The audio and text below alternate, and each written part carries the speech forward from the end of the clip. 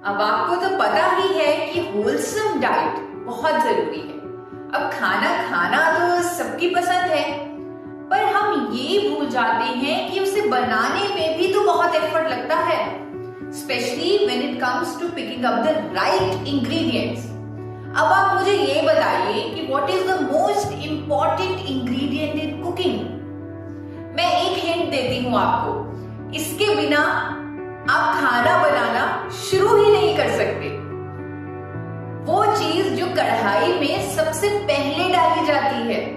सोचिए जरा, आप समझ ही चुके होंगे मैं किसकी बात कर रही हूं। सब्जी बनाने के लिए सबसे पहले कढ़ाई में तेल डालें। सबसे पहले क्या? सबसे पहले तेल। किसी भी डिश का फर्स्ट इंग्रेडिएंट है cooking oil. Hi, this is Isha Vashishtha and I am a dietitian.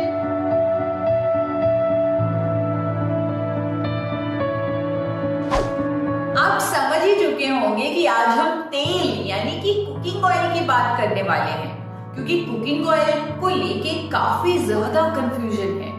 खाने के लिए कौन सा तेल इस्तेमाल करना चाहिए वो हमें मालूम ही नहीं है। दोस्तों, cooking oil is a very important part of our Indian diet, but उसमें मैक्सिमम कंफ्यूजन रहता है। इतना कंफ्यूजन कि कभी कभी लोग ये भी सोचते हैं कि उसे यूज करना भी चाहिए कि नहीं।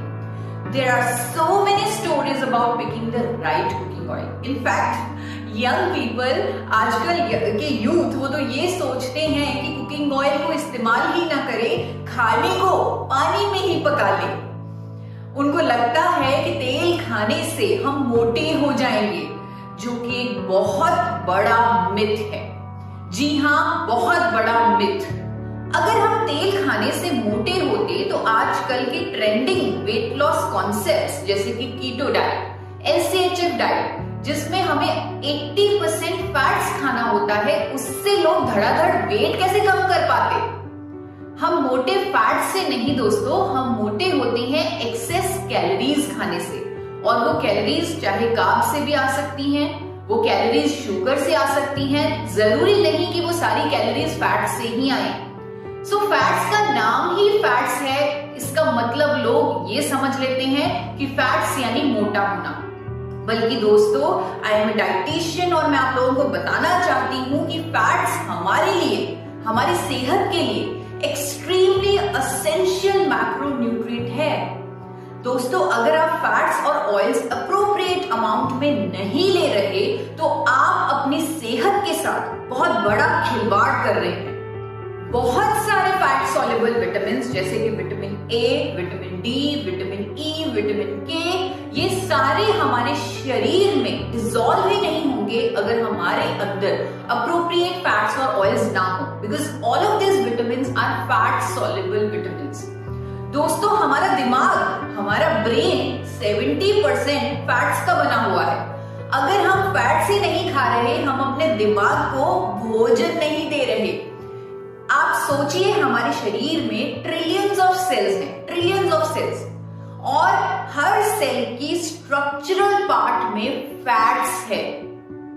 और आपको ये भी बताना चाहूंगी, कुछ ऐसे एसेंशियल फैटी एसिड्स जिन्हें हमारी बॉडी खुद नहीं बना सकती, वो भी हमें फैट से ही मिलते हैं, और उनके बिना हमारा शरीर अच्छे से काम भी नहीं कर सकता। हमारे शरीर को एसेंशियल फैटी एसिड्स जैसे कि ओमेगा 3, ओमेगा 6, ओमेगा 9, ये सब बहुत जरूरी तौर पे चाहिए। बहुत ही इंपॉर्टेंट फंक्शंस ये परफॉर्म करते हैं। तो अगर आपको कोई कंफ्यूजन था तेल नहीं खाना चाहिए, तो पहले प्लीज अपनी इस कंफ्यूजन को दूर करिए। अपनी हेल्थ के मद्देनजर आप इस कंफ्यूजन को खत्म कर दीजिए। अब आते हैं दूसरी कंफ्यूजन पर, जो अक्सर लोगों में देखी जाती है, जो मुझे भी बहुत सुनने को मिलती है। शायद आपने व्हाट्सएप पे देखा हो, थैंक्स टू सोशल मीडिया, जिसने ये कंफ्यूजन क्रिएट कर दी है। वो कंफ्यूजन ये है कि रिफाइंड तेल नहीं खाना चाहिए। क्या आपने भी ऐसा कुछ व्हाट्सएप पे देखा है, सोशल मीडिया पे कहीं ना कहीं तो आपने देखा होगा। दोस्तों, ऑयल्स को रिफाइन करना बहुत जरूरी है, क्योंकि अगर हम तेलों को रिफाइन रिफाइन नहीं करेंगे तो हम पेस्टिसाइड्स खा लेंगे, उनके साथ साथ उसमें जुड़ी इम्प्योरिटीज खा लेंगे, जो चीजें हमें नहीं खानी चाहिए, नॉन एडिबल पार्ट खा लेंगे। ये कुछ इसी तरह हुआ जैसे हम गंदा पानी पी रहे हैं।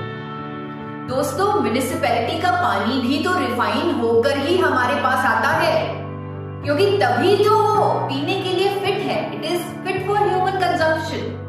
इसी तरह तेलों की रिफाइनिंग करना भी उतना ही जरूरी है। रिफाइनिंग का मतलब है उनको साफ करना और इम्प्योरिटीज को निकालना। रिफाइनिंग से तेल साफ हो जाता है और हमारी सेहत को अनेकों गुण देकर ही जाता है। इसीलिए भारत सरकार ने, FSSAI ने भी तो तेलों की रिफाइनिंग के लिए रूल्स और रेगुलेशंस बनाए हुए हैं और उनके अनुसार ही तेल रिफाइन होकर हम तक पहुंचते हैं और हमारे लिए सेफ होते हैं। सो अब ये भी मत सोचिए कि रिफाइंड तेल नहीं खाना चाहिए। इस कंफ्यूजन को भी दूर कर दीजिए। कंफ्यूजन्स खत्म करने के बाद अब हम अंडरस्टैंड करेंगे कि कुकिंग ऑयल की क्वांटिटी कितनी होनी चाहिए और कौन सा तेल हमें खाना चाहिए। पहले बात करेंगे कितना तेल हमें लेना चाहिए। दोस्तों, आपको बताना चाहती हूँ NIN ICMR द्वारा डाइटरी रेगुलेशंस जो हमारे लिए बनी हुई हैं, जिन्हें मैंने भी अपनी न्यूट्रिशन की पढ़ाई में भी डिटेल में बहुत पढ़ा है। उनके अनुसार even someone who leads a sedentary lifestyle, he also needs 25 grams of visible fat per day। उसे हर रोज 25 ग्राम फैट लेना ही चाहिए and that quantity can go up to 40 grams अगर वो फिजिकल एक्टिविटी करता है। ये क्वांटिटी बच्चों के लिए 30 ग्राम से लेकर 50 ग्राम तक भी हो सकती है।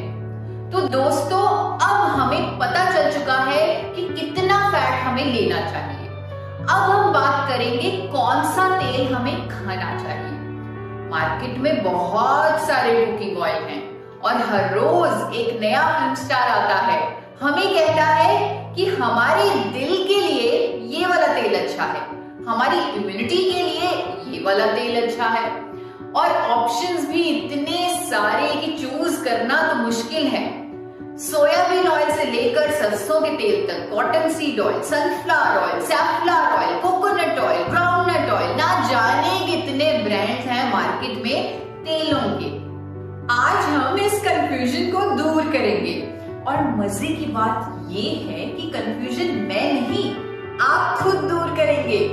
मैं सिर्फ आपको कुछ थंब रूल्स, कुछ प्रिंसिपल्स बताने वाली हूँ जिनको समझकर आप खुद डिसाइड करेंगे कि कौन सा तेल इस्तेमाल करना चाहिए। देखिए दोस्तों, कौन सा फैट्स लेना है, कंफ्यूजन के चलते national institute of nutrition Hyderabad और वर्ल्ड हेल्थ ऑर्गेनाइजेशन ने एक वर्कशॉप की और लोगों को सही दिशा दिखाने की कोशिश की।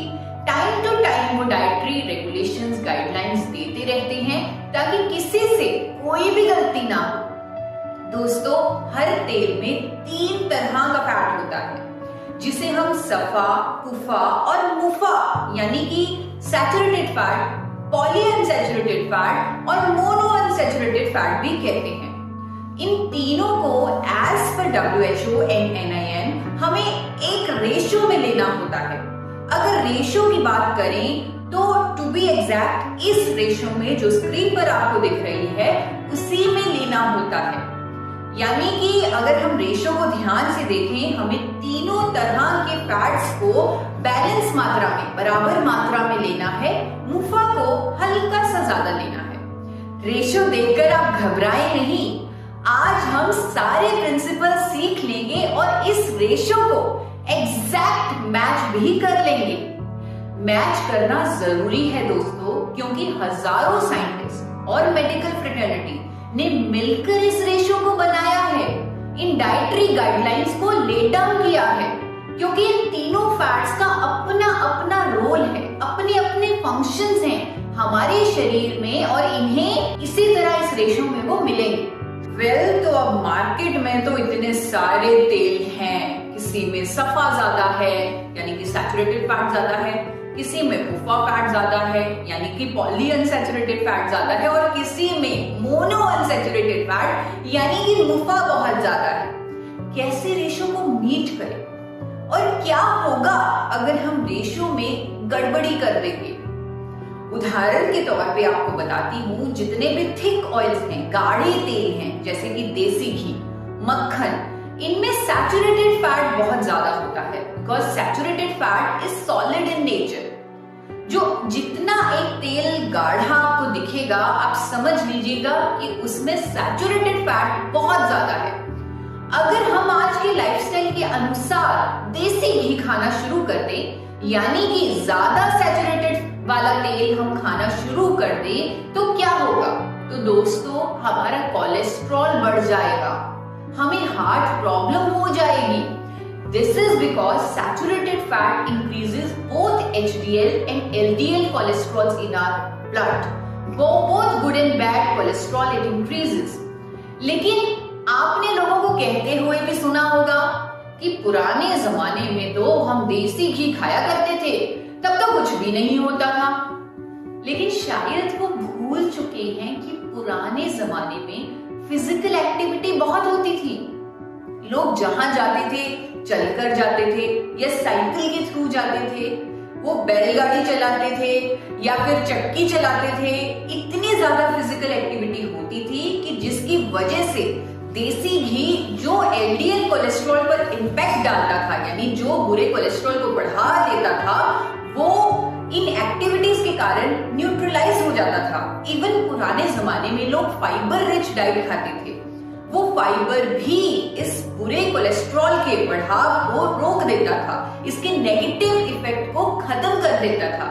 इसीलिए पुराने जमाने में देसी घी दुष्प्रभाव नहीं देता था। पर दोस्तों, आप जानते हैं आजकल की बात अलग है। हम सब सेडेंट्री लाइफस्टाइल के शिकार हैं। इस सब में अगर हम देसी घी खाएंगे तो हम हार्ट डिजीजेस को न्योता दे देंगे। इसीलिए ज्यादा सैचुरेटेड फैट वाले तेल हम नहीं ले सकते। So thumb rule number 1, restrict oils with very high saturated fats. अब बात करते हैं उन तेलों की जिनमें पॉलीअनसैचुरेटेड फैट ज्यादा होता है, जैसे कि safflower oil, sunflower oil, corn oil, cotton seed oil, soybean oil. इन सब में पुफा फैट बहुत ज्यादा होता है। पुफा फैट ज्यादा होने से हमारा अच्छा कोलेस्ट्रॉल कम हो जाता है, क्योंकि पुफा फैट हमारे अच्छे और बुरे दोनों कोलेस्ट्रॉल को कम करता है। तो अगर हम ये पुफा वाले तेल खाएंगे तो हम अपना अच्छा कोलेस्ट्रॉल कम कर लेंगे दोस्तों। साथ ही साथ ये भी सामने आ चुका है कि लंबे समय तक अगर पुफा वाले तेल खाए जाएं तो लोगों को अर्थराइटिस की प्रॉब्लम हो जाती है। जी हाँ, बिल्कुल साइंटिफिक कम्युनिटी इस बात का दावा कर चुकी है, बता चुकी है कि अच्छे कोलेस्ट्रॉल को कम करने के साथ साथ जोड़ों के दर्द की समस्या पैदा कर देता है PUFA rich oils. So thumb rule number 2 है, restrict oils with very high amounts of PUFA fats. अब बात करते हैं उन तेलों की जिनमें मुफा फैट ज्यादा है। आजकल लोग सरसों का तेल बहुत ज्यादा खा रहे हैं और उनको लगता है कि सरसों का तेल हमारे लिए बहुत अच्छा है।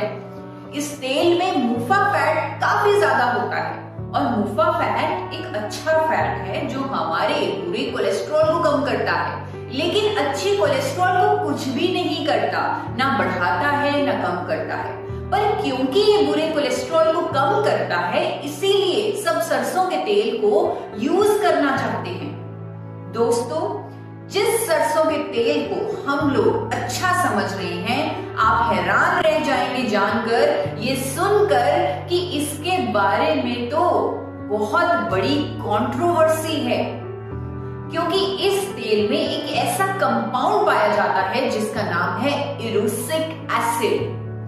35 से 55% erucic acid is present in Indian mustard oil.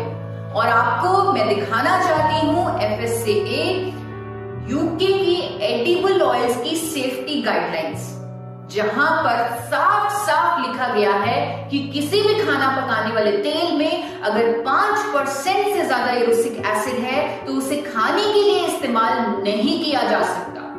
It is not fit for human consumption.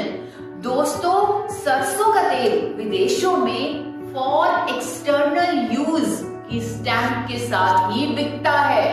उसे आप इंटरनल यूज नहीं कर सकते, एक्सटर्नल यूज ही करें। यानी उसकी मसाज कर ले, उससे मसाज कर सकते हैं, सर पर लगा सकते हैं, बॉडी पर लगा सकते हैं, लेकिन हाँ, इसे आप खा नहीं सकते।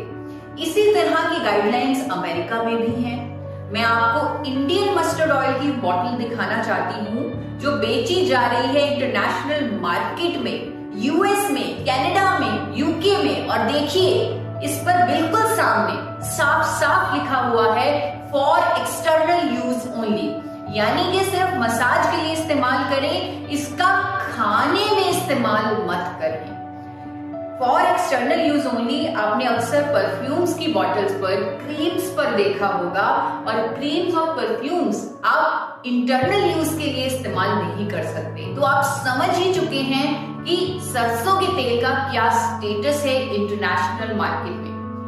बट दोस्तों, अनफॉर्चुनेटली टिल डेट हमारे देश में इरूसिक एसिड को लिमिट करती कोई भी रेगुलेशन नहीं है। हाँ, कई बार सरसों के तेल के दुष्प्रभावों पर मीडिया में चर्चा जरूर हुई है, जैसे कि आपके सामने ये 2003 का हिंदुस्तान टाइम्स का आर्टिकल आ रहा है, उसकी क्लिप है जिसमें लिखा हुआ है कि इरूसिक एसिड की वजह से सरसों के तेल को हार्ट अटैक्स, टैकीकार्डिया ऐसी बीमारियों से जोड़ा जाता है। टाइम्स ऑफ इंडिया में भी 2020 में ये आर्टिकल आया, ये न्यूज आई जो आपके सामने है, जो बात करती है कि सरसों का तेल खाने से गॉल ब्लैडर कैंसर तक होता है। ये सब कुछ आप लोगों के सामने ही है। सो थंब रूल नंबर 3 जो बहुत क्लियर है आपके सामने, restrict use of mustard oil. अब आजकल मार्केट में एक और कैटेगरी का सरसों का तेल आ चुका है, कनाडा से आया है, जिसमें इरूसिक एसिड कम है, और वो है केनोला ऑयल। केनोला ऑयल में ओमेगा 3 ज्यादा होने की वजह से बोला जाता है कि ये बहुत अच्छा तेल है। लेकिन दोस्तों, आपको बता देती हूँ, केनोला ऑयल जेनेटिकली मॉडिफाइड तेल है, जिसमें आर्टिफिशियल तरीके से इरूसिक एसिड की मात्रा को 2% कर दिया है, कम कर दिया है, जो ठीक है, लिमिट के अंदर आ चुका है 5% वाली, लेकिन वो जेनेटिकली मॉडिफाइड भी है। और तो और इस तेल में ओमेगा 3 बहुत ज्यादा होता है। अब ओमेगा 3 की नेचर आपको बताती हूँ। Omega 3 fatty acids, they are heat sensitive fatty acids. अगर इन्हें गर्म किया जाए, अगर उन तेलों में जिनमें ओमेगा 3 ज्यादा है उन्हें गर्म कर दिया जाए, तो वो कार्सिनोजेनिक हो जाता है। इसके मुताबिक हम उसे रोज के फ्राइंग के लिए इस्तेमाल नहीं कर सकते।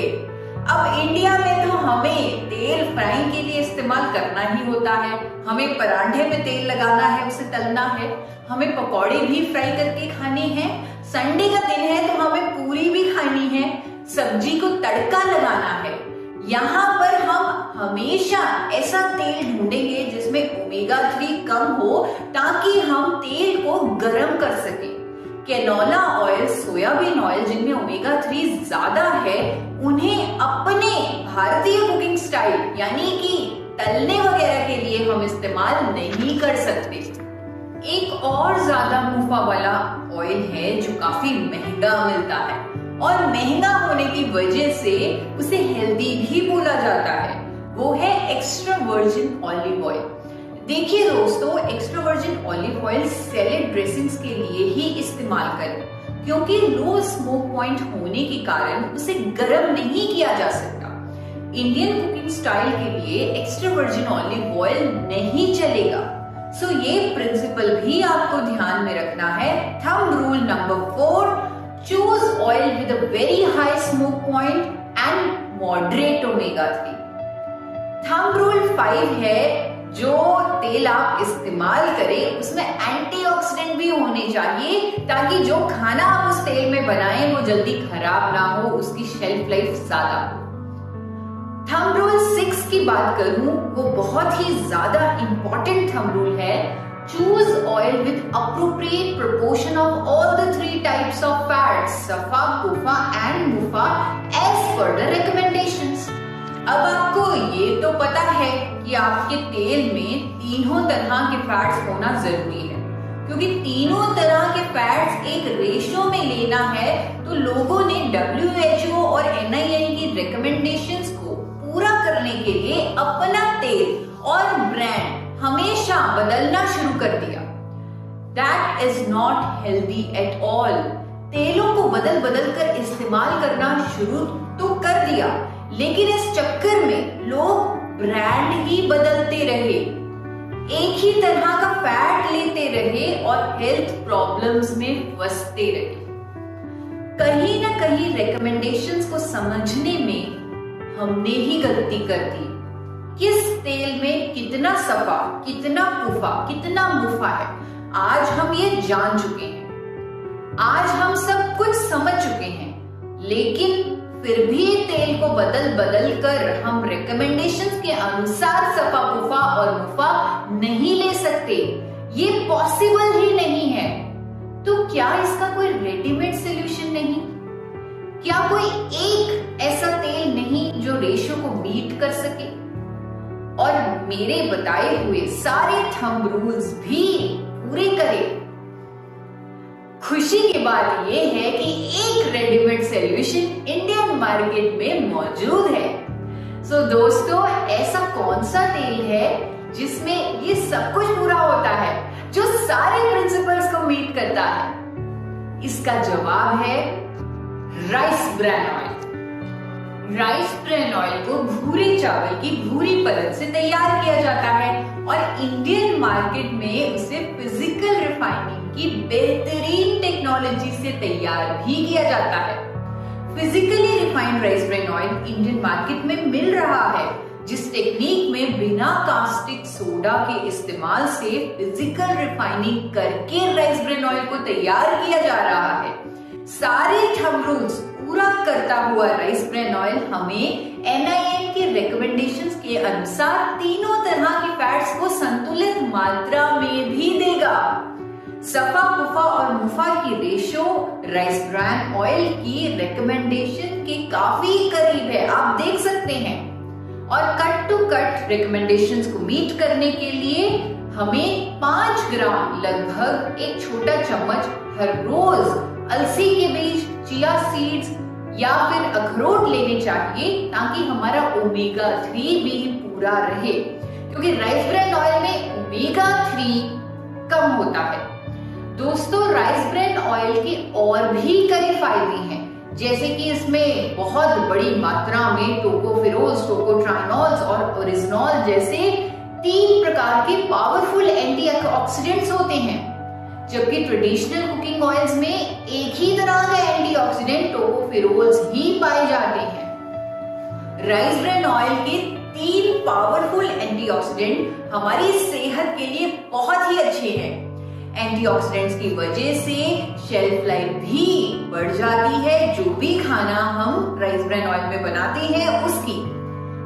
सभी तेलों के मुकाबले इसका स्मोक पॉइंट भी सबसे ज्यादा है। हमारी इंडियन कुकिंग के लिए ये बिल्कुल सही है, लेकिन हाँ, कुदरती तौर पे जैसे मैंने आपको बताया, इसमें ओमेगा 3 नामात्र होता है, जो कि अच्छा भी है। अगर ज्यादा होता तो हम इसमें फ्राई ना कर पाते, जैसे कि मैंने आपको अभी बताया भी था। ओमेगा 3 अलग से ही लेना पड़ेगा। आप अखरोट, अलसी के बीज, चिया सीड्स ये लेकर अपना ओमेगा 3, या फिर आप सप्लीमेंट भी ले सकते हैं ओमेगा 3 का, ये लेकर अपना ओमेगा 3 पूरा कीजिए। देखिए दोस्तों, physically refined rice bran oil हमारे लिए बेस्ट है। मैंने इस पर खुद काफी रिसर्च भी की है। दोस्तों, जापान में इसे हार्ट ऑयल और अमेरिका में इसे हेल्थ फूड का भी दर्जा दिया हुआ है। दोस्तों, कहीं ना कहीं मुश्किल ये भी रहती है कि कौन सी कंपनी, कौन से ब्रांड का राइस ब्रैन ऑयल हम इस्तेमाल करें। हम कंफ्यूज हो जाते हैं, क्योंकि कितने सारे ब्रांड्स हैं और इवन ब्लेंड्स भी हैं। यानी कि किसी तेल में 80% राइस ब्रेन ऑयल है तो किसी में 60% राइस ब्रेन ऑयल है और दूसरा कोई और तेल है। दोस्तों, आज आप राइस ब्रेन ऑयल के फायदे समझ चुके हैं और आप ये जान चुके हैं कि ये इकलौता ऐसा तेल है जो रिकमेंडेशंस के बिल्कुल करीब है। सो आपको चूज करना होगा 100% राइस ब्रेन ऑयल का ब्रांड, ताकि इसे आप बिना बदले एज अ सिंगल ऑयल इस्तेमाल कर सकें और सारी रिकमेंडेशंस को पूरा कर सकें, सारे थंब रूल्स को पूरा कर सकें। हाँ दोस्तों, एक और थंब रूल आपको बताना चाहती हूँ, थंब रूल 7। आप जिस राइस ब्रेन ऑयल को चूज करेंगे, 100% राइस ब्रेन ऑयल को चूज करेंगे, उसमें चेक कीजिए कि उसमें ओरिजिनॉल की मात्रा कितनी है। हाई ओरिजिनॉल वाला राइस ब्रेन ऑयल ही इस्तेमाल करें। दोस्तों, राइस ब्रेन ऑयल में ओरिजिनॉल की पावर होती है और दोस्तों आपको गामा ओरिजिनॉल के सप्लीमेंट्स के फायदे मालूम भी हैं, जो हर कोई 18 वर्ष से ले सकता है और अपनी हेल्थ लेवल को रेज कर सकता है।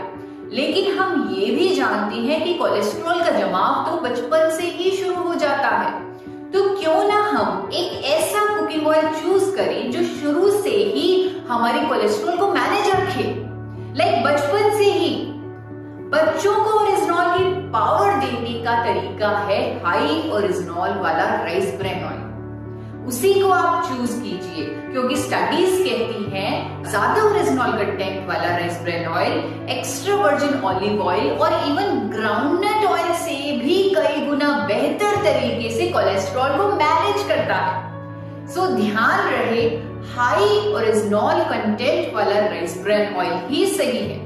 मार्केट में अनेकों ब्रांड्स में 10,000 ppm यानी 1000 mg से लेकर 14,000 ppm यानी 1400 mg तक का ओरिजिनॉल होता है। So higher is better to manage cholesterol from childhood. दोस्तों, very important thumb rule number 8। Choose a manufacturer company which is following good manufacturing practices. आपका physically refined rice bran oil उस company द्वारा manufactured होना चाहिए जिसके पास international safety certifications हो, जैसे कि BRC सर्टिफाइड हो, जो यूनाइटेड किंगडम का सेफ्टी स्टैंडर्ड है, या फिर बेस्ट इज वो US FDA रजिस्टर्ड हो, रादर US FDA ऑडिटेड हो, क्योंकि जब ऑडिट हुआ होगा तब सब कुछ बारीकी से चेक ही हुआ होगा। इस पर आप खुद रिसर्च कीजिए, चाहे मैन्युफैक्चरर को कॉल करके पूछिए या फिर उनकी वेबसाइट पर जाकर ढूंढिए, पर गुड मैन्युफैक्चरिंग प्रैक्टिसेस पर कॉम्प्रोमाइज मत कीजिए। इतने से मेहनत तो आपको करनी ही होगी, क्योंकि कुकिंग ऑयल हमारी डाइट का महत्वपूर्ण हिस्सा है। चेक करने के लिए एक आसान तरीका ये भी है कि जिस राइस ब्रेन ऑयल के ब्रांड को आप चुन रहे हैं, क्या उसका मैन्युफैक्चरर USA, ऑस्ट्रेलिया, न्यूजीलैंड जैसे विकसित देशों को अपना प्रोडक्ट एक्सपोर्ट करता है। फिर आपका काम बन जाएगा, क्योंकि ऐसे देशों के सेफ्टी स्टैंडर्ड्स तो हमारे देश से कहीं ज्यादा स्ट्रिक्ट हैं, और अगर उस कंपनी का राइस ब्रेन ऑयल को ले रहे हैं, दैट मीन्स वो कंपनी हर इंटरनेशनल सेफ्टी स्टैंडर्ड को फॉलो करती है। वेल फ्रेंड्स, आप सबके सब थंब रूल्स को फॉलो करके अपने और अपनी फैमिली के लिए बेस्ट डिसीजन ही लें। दोस्तों, आई एम श्योर आज का वीडियो आपके लिए बहुत नॉलेजेबल रहा होगा। ऐसे ही और fact based eye opener videos पाने के लिए इस चैनल को सब्सक्राइब करें और इस वीडियो को ज्यादा से ज्यादा शेयर करें।